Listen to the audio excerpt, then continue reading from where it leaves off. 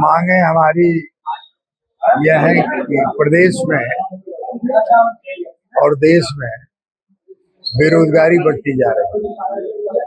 परीक्षाएं जो हो रही हैं वो पेपर लीक हो जा रहे हैं। नौजवान उससे परेशान है। नौजवान का भविष्य उसको अब अधर में दिखाई दे रहा है। उसका सपना पूरा नहीं हो पा रहा है।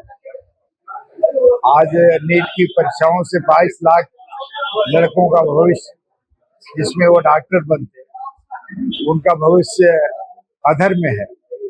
कोई गारंटी नहीं कि जो परीक्षाएं हो रही हैं उनके पेपर लीक नहीं होंगे। अब तक इस प्रदेश में तमाम पेपर लीक हुए हैं, तमाम परीक्षाओं के पेपर लीक हुए हैं। और उसी तरह पूरे देश में करीब 60-65 पेपर लीक हुए हैं परीक्षाओं के। तो नौजवान कहाँ जाएगा? नौजवान का सपना जो है नौकरी पाएंगे, अपना परिवार चलाएंगे और समाज में रह करके काम करेंगे। नौजवान इससे परेशान है। नौजवान के सामने जो सपना है वो उसका सपना टूटा नजर आ रहा है। इस नाते आज देश में ये सरकार से जनता ऊब चुकी है। आज महंगाई, बेरोजगारी जिस तरह से आज बढ़ती जा रही है, डीजल का दाम महंगा, पेट्रोल का दाम महंगा, गैस का दाम महंगा। आप बताइए, गैस के दाम महंगे होने से आज तमाम जो ठेले खुमचे वाले रेस्तरां थे, जहां लोग छोटे छोटे कारोबार करके अपने परिवार का भरण पोषण करते थे, उसमें कर्मचारी लगते थे, काम करने वाले लगते थे, उन लोगों का भी भरण पोषण का काम होता था, वो अपना परिवार चलाते थे। लेकिन आज परिस्थिति हो गई है कि वह सब टूट जा रहे हैं और वहां नौकरी करने वाले बेरोजगार होकर घर आ रहे हैं। घर पर उनके पास न जमीन है न कोई कारोबार है। आज वो परेशान है। आज जिस तरह से शिक्षा महंगी होती जा रही है, शिक्षा महंगी होती जा रही है, प्राइमरी स्कूल बंद किए जा रहे हैं और प्राइवेट स्कूलों में फीस इतनी ज्यादा हो जा रही है कि गरीब आदमी करीब 70-80% लोग अपने बच्चों को शिक्षा नहीं दिला पाए।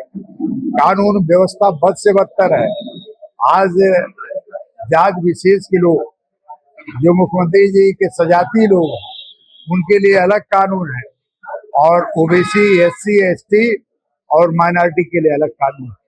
आज जात पूछ करके, धर्म पूछ करके लोगों को मारा जा रहा है, लोगों को मुकदमों में फंसाया जा रहा है, उनका इनकाउंटर किया जा रहा है। आपने जिले में देखा होगा, एक इनकाउंटर ऐसा हुआ जिसपे पूरी भारतीय जनता पार्टी इकट्ठा होकर के उनको छुड़ा लिया।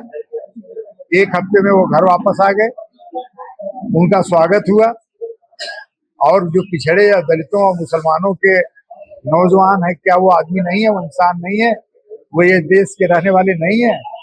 तो ऐसी परिस्थिति में आज गरीबों को, आज गरीब मारा जा रहा है। उल्टे मुकदमा जो उनके मुख्यमंत्री के सजाती लोग हैं, मुकदमा उनके खिलाफ दर्ज कराने, उनका मुकदमा नहीं दर्ज हो पा रहा। लेकिन क्या लगता है, उत्तर प्रदेश में लोकतंत्र बचा हुआ है या नहीं? उत्तर प्रदेश में नहीं, देश में संविधान और लोकतंत्र की हत्या हो रही है।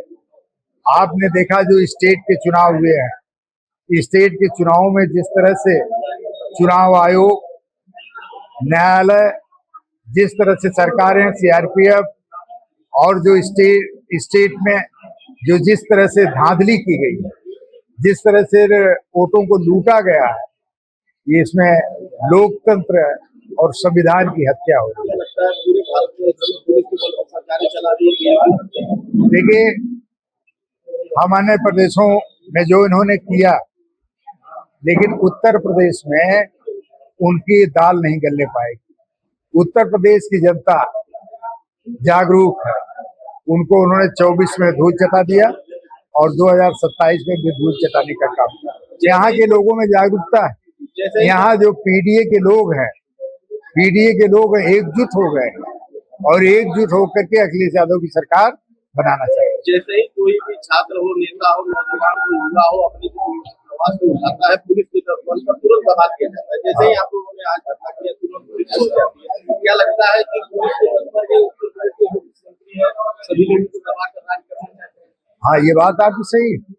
इनका मकसद यह है कि हम लोगों की आवाज बंद करने के लिए हम दमन, अत्याचार, फर्जी मुकदमे और उनका उत्पीड़न करने का काम करें, जिससे आवाज बंद हो जाए।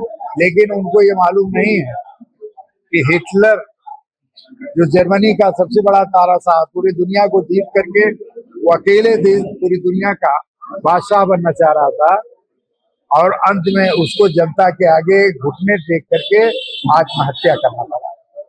ये भारतीय जनता पार्टी के लोग जो ये सोच रहे हैं कि हम दमन अत्याचार के बल पर, गुंडागर्दी के बल पर, चुनाव आयोग के बल पर, संविधान और कानून का लोकतंत्र की हत्या करके हम सत्ता चलाएंगे, वो उनके मंसूबे कभी कामयाब नहीं। आपने कहा कि पीडीए के लोगों के साथ अत्याचार और लगातार ब्राह्मणों की हत्या की जा रही है और उन पर भी कोई कार्रवाई नहीं है। हाँ, तो उनके सामने केवल एक जात विशेष के लोग जो मुख्यमंत्री जी के सजाती लोग हैं, आज उनके देख लीजिए अपराधी किस तरह से घूम रहे हैं।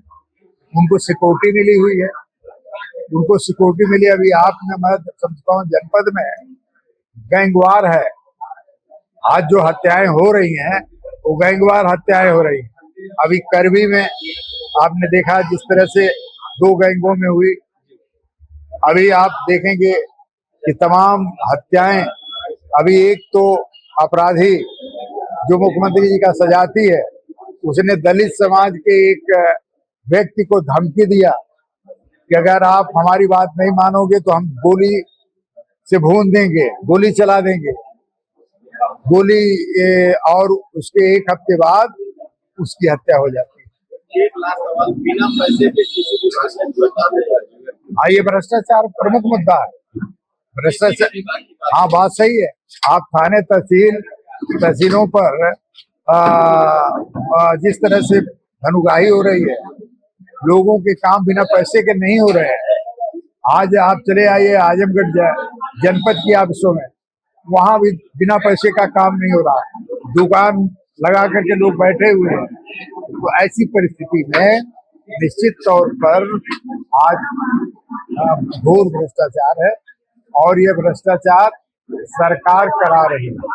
अभी आपने देखा, अभी हाल में कहाँ पुल बना, पुल 1 महीने का या 6 महीने का बना पुल गिर गया। अभी गंगा एक्सप्रेसवे का 1 महीने पहले प्रधानमंत्री ने उद्घाटन किया और वो सड़क में दरार पड़ गया और सब बालू ऊपर आ गया। ये घोर भ्रष्टाचार है, संगठित भ्रष्टाचार। आखिर इसका बदलाव कैसे? इसका बदलाव जनता करेगी, जनता करेगी। ये बेईमानी तो उतारूंगा चुनाव आयोग को अपने पक्ष में कर आज आप बता दो, सुप्रीम कोर्ट का निर्णय था कि चुनाव आयोग की नियुक्ति प्रधानमंत्री, नेता प्रतिपक्ष और देश का चीफ जस्टिस 3 लोग मिलकर के करेंगे। लेकिन क्या जरूरत थी आप पार्लियामेंट में बिल ला करके, उस निर्णय को पलटने का क्या काम था? उसमें सरकार का मंत्री रहेगा, सीबीआई नहीं रहेंगे। इसका मतलब आप बेईमानी करना चाहते थे और आपने बेईमान चुनाव आयोग को आपने उस पे बैठाया। और रिटायर अधिकारियों को ये लोग क्यों बैठा रहे हैं? रिटायर अधिकारियों को इस नाते बैठा रहे हैं कि उनसे वो गलत काम करा लेंगे। जो पद पे बैठा रहेगा वो कानून से डरेगा कि कभी जांच होगी हम फंस जाएंगे। रिटायर लोग इससे, कानून से उनका कोई वास्ता नहीं। आपके राज्य की खबरें, आपके शहर की खबरें सबसे पहले जानने के लिए देखते रहें अमर उजाला। चैनल को सब्सक्राइब जरूर कर लें और पाएं हर अपडेट।